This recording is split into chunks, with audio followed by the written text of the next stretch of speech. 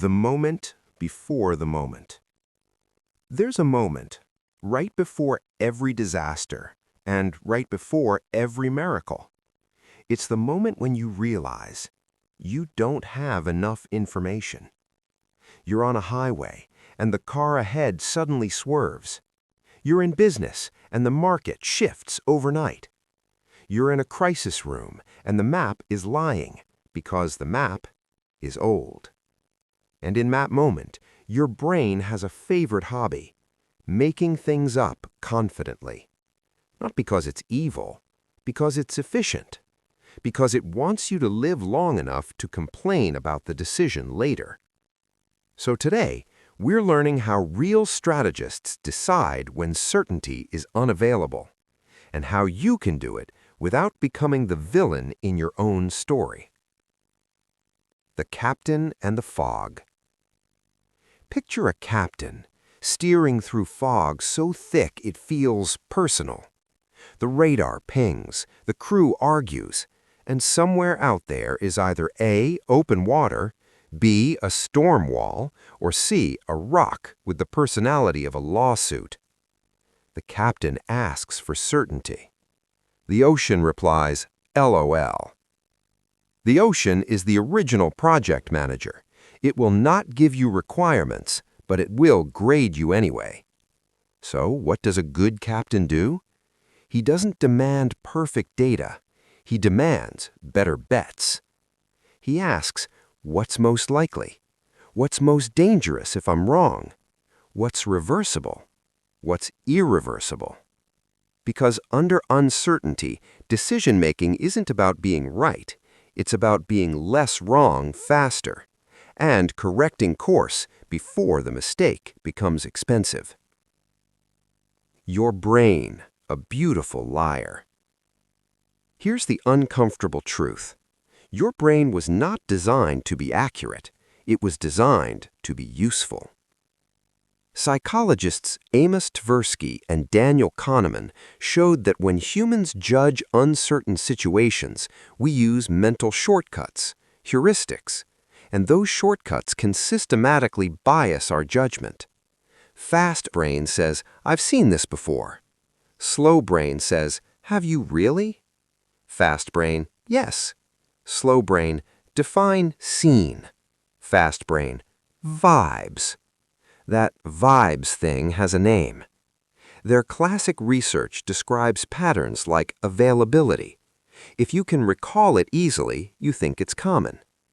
Representativeness. If it matches a stereotype, you overrate it. Anchoring. You get stuck near the first number you hear. This is why one dramatic story on social media can beat an entire spreadsheet, because spreadsheets don't jump scare you. And in management, this matters. Teams don't just fail from bad intentions, they fail from bad inference. The rabbit hole with a flashlight. Let's go deeper, not into chaos, into tools. 1. Bayes, updating your beliefs like a professional. There's a rule quietly running medicine, forecasting, and strategy. When new evidence arrives, update the story. That's the heart of Bayes' theorem, published in 1763 from the work of Thomas Bayes. Revise predictions in light of evidence. Think of it this way. Don't ask, am I 100% sure? Ask, how sure am I, and what would change my mind? That single question turns you from a debater into a decision maker. Because never changing your mind isn't strength, it's just your ego signing a long-term lease in your skull. 2. OODA. Speed plus learning beats slow certainty. Military strategist John Boyd popularized a model called the OODA Loop. Observe, orient, decide, act. An iterative cycle for operating in fast-changing environments. The magic isn't decide once. The magic is loop faster than reality changes. In business terms, observe what's actually happening, not what you hoped. Orient. Interpret with context, market, culture, constraints. Decide. Choose the next best move. Act. Do it. Then measure. And if you're thinking, but what if we act and it's wrong? Congratulations, you're alive. That's why we loop. 2. Expert intuition isn't magic, it's pattern plus feedback. Now, here's the twist. Sometimes fast decisions are incredible. Research on naturalistic decision-making shows that experts decide under pressure using recognition and mental simulation. One famous approach, the recognition-primed decision model, associated with researcher Barry Klein, describes how experienced people recognize patterns and quickly test a workable option. But note the key word, experienced. Expert intuition happens after enough feedback loops to build a reliable internal simulator. If you don't have that experience, what you have isn't intuition, it's just confidence wearing your ignorance like a superhero cape.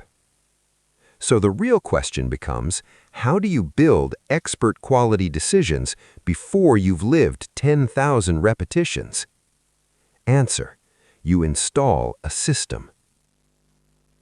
The management playbook for imperfect data. Here's your operational toolkit, not motivational, operational.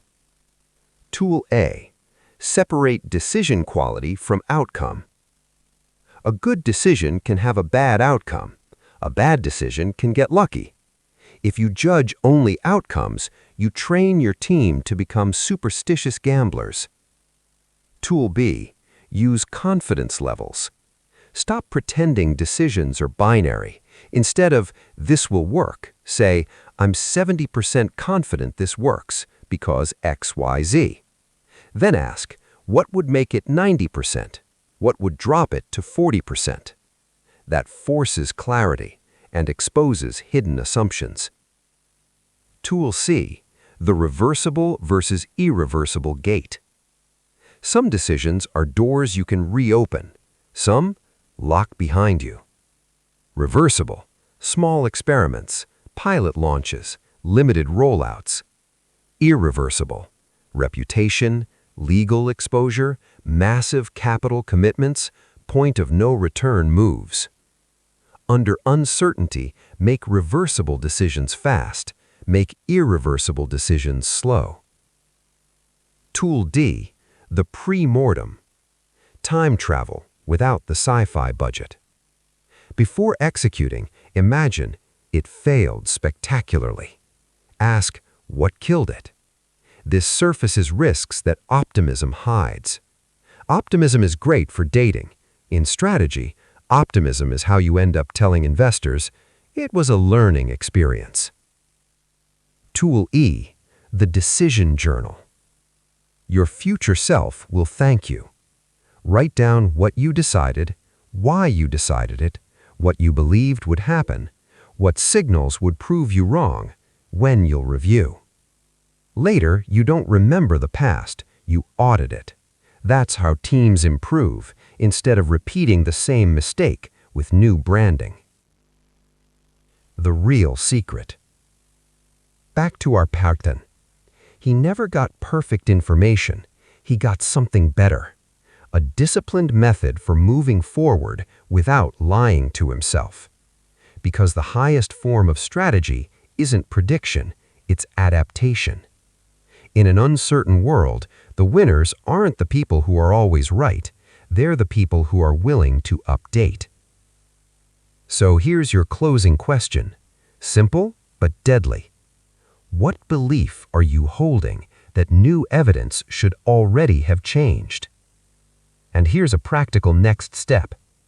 Pick one decision you're facing this week. Write your confidence level. List what would change your mind. Set a review date. Then act. Small, measurable, reversible.